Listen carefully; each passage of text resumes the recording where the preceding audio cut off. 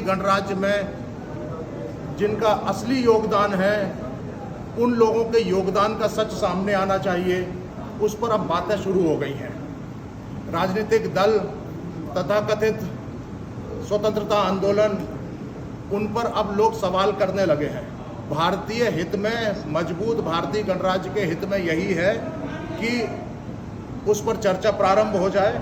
जो झूठ है, जो इतिहास लेखन में साम्यवादियों ने, जेएनयू के इतिहासकारों ने, रोमिला थापरों ने, इरफान हबीबों ने जो झूठ लिख दिया है, उन झूठों पर, क्योंकि ऐसा नहीं है कि अगर आप कौन से झूठ बोले, जो पुस्तकों में लिखा गया है, ऐसा नहीं है कि उस पर अब आम जनता उस पर प्रश्न नहीं उठा रही है। आप सोशल मीडिया देखिए, भरा पड़ा है, भरा पड़ा है। इस पुस्तक में किन लोगों ने कैसी बयान की? बहुत सी बातें हैं।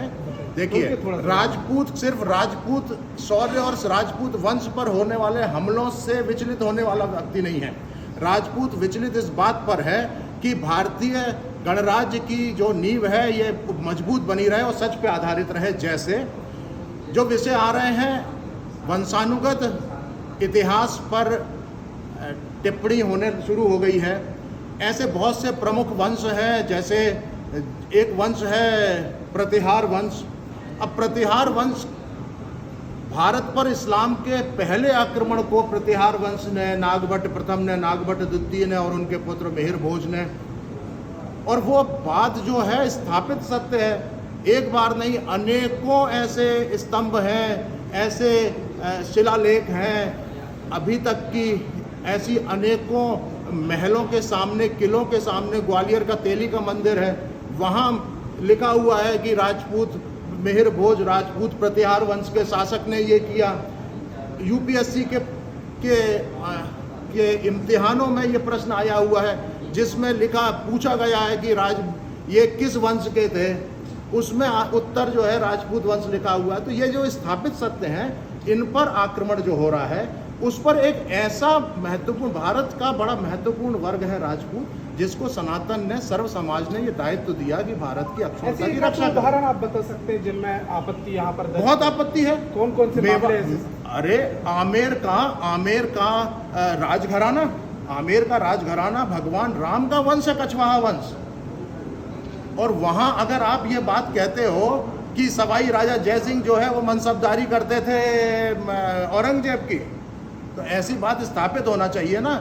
हिंदुस्तान में वेधशालाएं दी हैं सवाई राजा जयसिंह ने, और मुगलों द्वारा स्थापित इस बात को कि वो उनका जो वेद और उनका जो अंतरिक्ष और नक्षत्र विज्ञान का जो सच है, जो उनका जो सच है, इस्लाम द्वारा स्थापित सच है, उसको झूठा स्थापित करने के लिए सवाई राजा जयसिंह ने जो वेधशालाएं बनवाई, अपने पैसों से बनवाई। दिल्ली, उज्जैन और जयपुर और अनेक जगहों पर जो बनवाई, अपने पैसों से बनवाई, मुगलों के पैसों से नहीं बनी थी उस समय।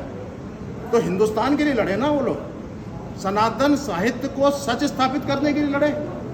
अगर आप ये सब बातें उनके लिए लाएंगे, जोधाबाई का प्रकरण कहाँ लिखा हुआ है?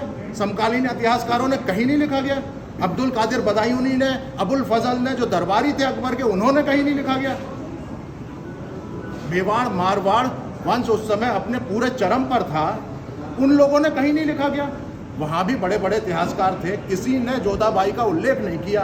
कर्नल टॉड 400 साल बाद आया हिंदुस्तान में, उसने जोधाबाई का एक सच, क्योंकि राजपूतों की रक्त शुद्धता के सिद्धांत से हमेशा अंग्रेजों को आपत्ति थी, तो वो रक्त शुद्धता के सिद्धांत के मूल पे चोट मारने के लिए उन्होंने ये बात लेकर के आए, और जोधाबाई का चरित्र उन्होंने गढ़ा और उन्होंने मुगलों से उसका विवाह करा दिया। एक मुद्दा ये भी है, आरक्षण के मुद्दे को क्या आप बताएंगे कि सवर्ण में जो राजपूत कौम है, वहाँ भी गरीब लोग बहुत हैं, तो आरक्षण सिर्फ ओबीसी को मिल रहा है? हिंदुस्तान में आरक्षण का मुद्दा कहाँ नहीं उठा हुआ? कौन सा संगठन आरक्षण वाले मुद्दे पर अपनी, जहां भारत की योग्यता के साथ, जहां भारत के मजबूत आर्थिक उत्थान के साथ, जहां प्रशासनिक और राजनीतिक गड़बड़ियों में लोग क्या बता नहीं रहे हैं कि ये योग्यता के साथ कंप्रोमाइज हो रहा है, इसलिए ये चीज़ है, तो क्या आरक्षण के खिलाफ किसके मन में भाव नहीं है? किसके मन में भाव नहीं है? हर समाज के मन में है कि ये जो आरक्षण की व्यवस्था है, अनुसूचित जाति, अनुसूचित जनजाति के मन में है कि ये जो मलाई है ये सीमित लोगों के बीच में बट गई है, हमारा कोई उत्थान नहीं हो रहा। राजपूतों का जो दर्द है वो ये नहीं है कि हमको आरक्षण नहीं मिल रहा, राजपूत कभी नहीं मांगने जा रहा। राजपूत का दर्द ये है कि ये आरक्षण की व्यवस्था से हिंदुस्तान कमजोर हो रहा है। आज की दुनिया में जब योग्यता के द्वारा देश कहाँ से कहाँ पहुँच गए, हमारा देश कहाँ अटक गया, ये जो दर्द है राजपूतों का, राजपूतों ने अपनी 562 रियासतें दे करके हिंदुस्तान का निर्माण किया है, अपनी ज़मीनें दी, अपने किले दिए, सीलिंग में सबसे ज़्यादा ज़मीनें दी, कभी चू नहीं किया।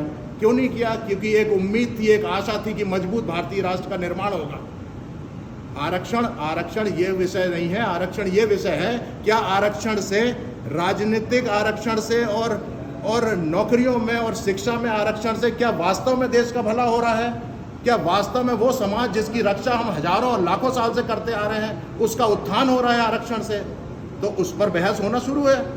और जब राजनीतिक किसी भी अच्छे व्यक्ति में, देश में किसी भी अच्छे राजनेता में जब राजनीतिक इच्छा शक्ति आ जाएगी वो 2 दिन लेगा व्यवस्था बदलने में। 50% से ज्यादा आरक्षण अब यहाँ पर चला गया है। सुप्रीम कोर्ट की स्थिति यहाँ पर थी, क्या राजपूत समाज इसे लेकर न्यायालय में जाएगा इसको लेके? क्योंकि क्रीमी लेयर और जो सामान्य वर्ग है उसकी स्थिति तो लगभग मैं फिर ये कहूँगा, ये लड़ाई लड़नी है जिनको ये भ्रम दिया गया है कि आपका उत्थान है। अनुसूचित जाति, अनुसूचित जनजाति, अन्य पिछड़ा वर्ग, इनको ये लड़ाई लड़नी है कि हमारे हित में व्यवस्था हो, उनके हित में व्यवस्था नहीं है।